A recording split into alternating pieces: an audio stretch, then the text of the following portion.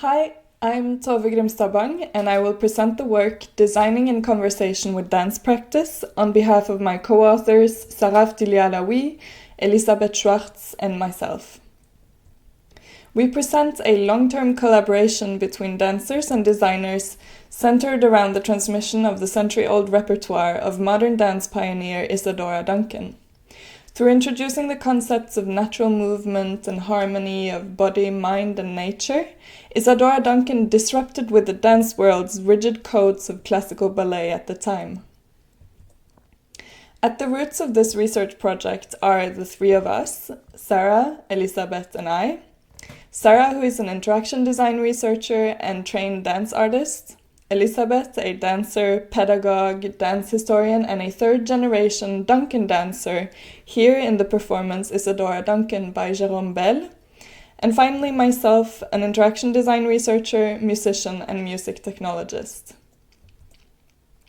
Over a period of 8 months, Elisabeth and I were both active members of a dance company as a dance teacher and dance student, respectively. Joining the company was a way for me to get close to both the qualities of Duncan's work and Elisabeth's way of transmitting it. And when it comes to dance documentation and transmission, up to date, dance is mainly recorded through audiovisual media or motion capture, depending on access to technology. And in training environments, dancers often resort to oral transmission in addition to video for learning and sharing their knowledge of their practices. However, dance is an embodied practice that is really challenging to capture due to the complex somatic and cultural knowledge involved. And the transmission of Isadora Duncan's work in particular is strictly following an oral tradition, with parts of the Duncan dance community explicitly discouraging learning of dances from video alone.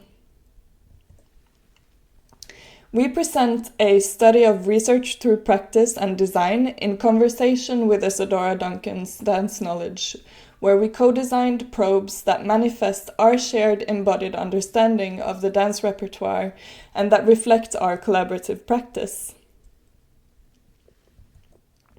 Our work builds upon body-centered approaches to HCI, engaging with dance practice in the wild, and work using movement sonification as a means to support practitioners in their performance of movement qualities. We collaborated in an open-ended co-design process where practicing dance, understanding Duncan's philosophy and legacy, and prototyping with technology were intertwined, informing and inspiring one another. We used a Soma design approach to sensitize our body to Duncan's repertoire and together articulated experiential qualities that we used to guide our design of the probes, the sounding scarves. Finally, we shared the probes with our dance community to investigate how they impacted their dance practice and to learn whether or how our experiential qualities translated to other people's experiences. Elisabeth taught the dance company Isadora Duncan's repertoire with a holistic approach that went beyond imitating movements. She focused on transmitting the movement qualities central to the repertoire, including fluid movements, attention to time, and the use of oscillations, disequilibrium, and the importance of weight and the solar plexus at the origin of movement. Over time and through practice, with the guidance from Elisabeth, I gained a new bodily awareness of the dance and started feeling the Duncan movement qualities from within. And the relationship between music and movement played an important role in my learning of Duncan's work, and music became a common language between Elisabeth and I in our conversations about the dance. This led us to sketch out initial design ideas related to movement sonification. We held on to the experiential quality of connection to the ground in Isadora Duncan's work. It's a quality that involves perpetual transformations of anchoring, lightness, continuity, and fluidity.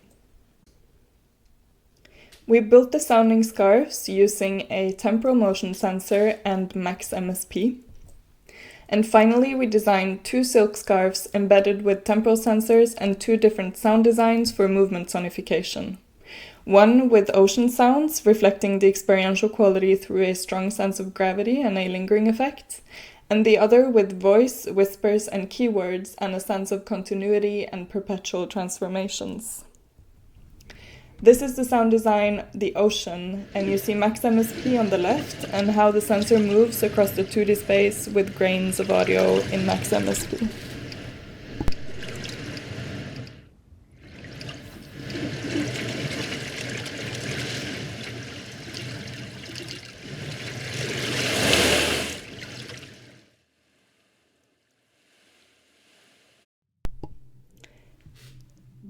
And here the sound design murmurs from the past with voice and whispers.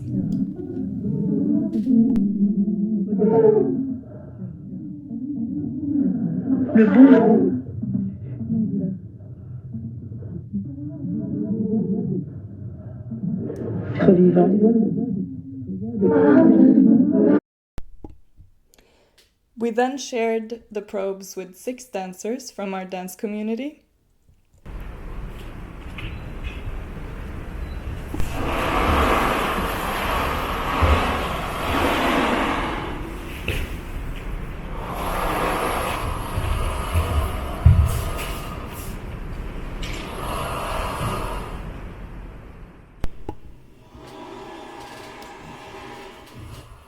From the sharing, we observed how the sounding scarves brought a new dimension to sound and movement in the dance practice.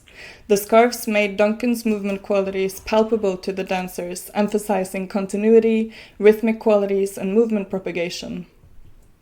We also observed how the lines between the beginning of sound and the ending of movement, and vice versa, were blurred.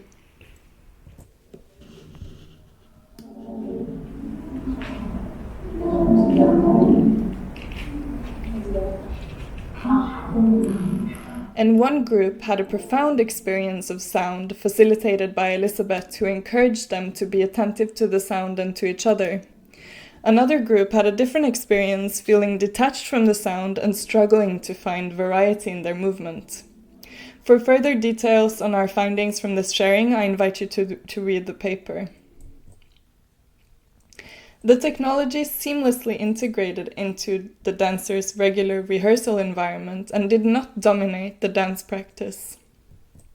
And our design process was shaped by our individual creative practices and the exchange and conversation built between these. The transmission of Isadora Duncan's dance knowledge is built upon a fragile tradition that relies on an oral transmission and a small number of people. With this work, we want the technology to emphasize the value of embodied knowledge over the option of using technology for preservation, and propose a design approach that integrates technology while staying true to the community's current transmission methods. That creates for an approach that celebrates the knowledge already being transmitted and engages with it attentively and with care.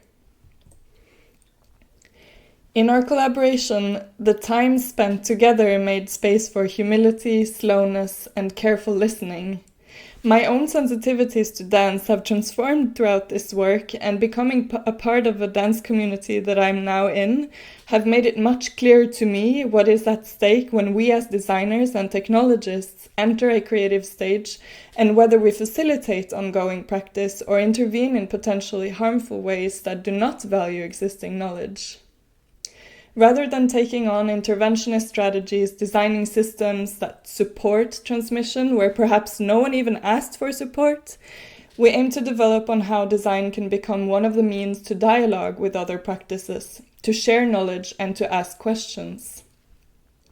Finally, we do, however, also acknowledge that the challenges of time constraints in particular and the push to produce output of work can hinder the ability to engage in slow and reflective research processes, such as the one we have presented here. Thank you for your attention.